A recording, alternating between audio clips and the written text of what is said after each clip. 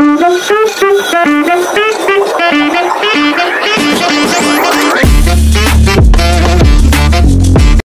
Everyone, আসসালামু আলাইকুম। আমি রওশনারা আজ আবারও ওয়েলকাম করছি ইন্ডিয়ান ভিসা রিলেটেড আরও একটি ভিডিওতে। আজ 23শে ডিসেম্বর।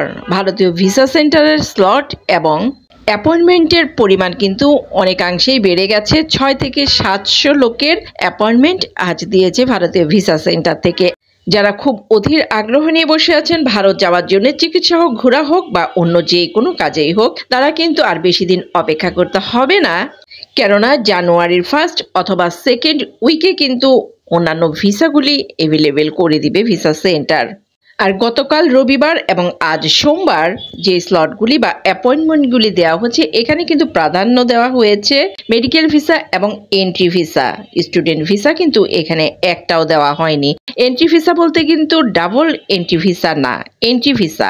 ভারত যাদের রিলেটিভ আছে, যারা রিলেটিভদের বাসায় উঠবেন, যারা অলরেডি আগস্ট মাসের আগে বিয়ে করবেন ঠিক হয়ে গেছে, অথবা বিয়ের কথাবার্তা চলছে বাট ভিসা জটিলতার কারণে বাংলাদেশ থেকে তিনি যেতে পারছেন না ভারত, এই ধরনের নিডের যে ভিসাগুলি, সেই ভিসাগুলিকেই কিন্তু এন্ট্রি ভিসা বলা হচ্ছে।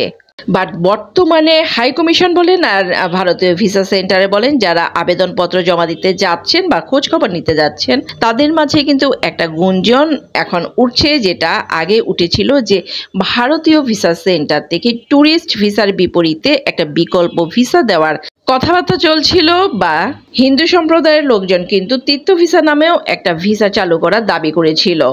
এই এন্ট্রি ভিসা কি তাহলে সেই ট্যুরিস্ট ভিসারই বিকল্প আরেকটা ভিসা কি না? কেননা হিন্দু সম্প্রদায়ের যেসব লোকজন আছেন তারাই কিন্তু এন্ট্রি ভিসাটা পাচ্ছেন। আজ এবং গতকাল দেখা গেছে যে 99% যে হিন্দু সম্প্রদায়ের লোকজন আছে তারাই কিন্তু এই এন্ট্রি ভিসা পেয়েছেন। এরপর আরও একটা বিষয় লক্ষণীয়, যে সি ফর্ম জমা পড়েছে আজ, মানে 23শে ডিসেম্বর। আজ সি ফর্ম জমা পড়েছে ইন টোটাল 380টা, আর এখানে 324 জন আবেদনকারী কিন্তু হিন্দু ধর্মের।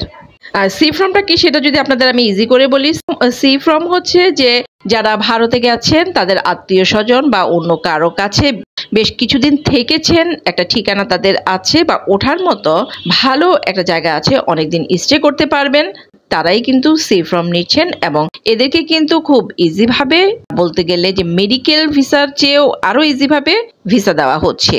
আর এই এন্ট্রি ভিসা বলেন আর সি ফর্মের ভিসা বলেন, এখানে সর্বোচ্চ একই সাথে কিন্তু একজন 90 দিন পর্যন্ত থাকতে পারবেন। এর চেয়ে বেশি থাকতে চাইলে আর ওর মাধ্যমে সময় আরো বাড়িয়ে নেওয়া যাবে।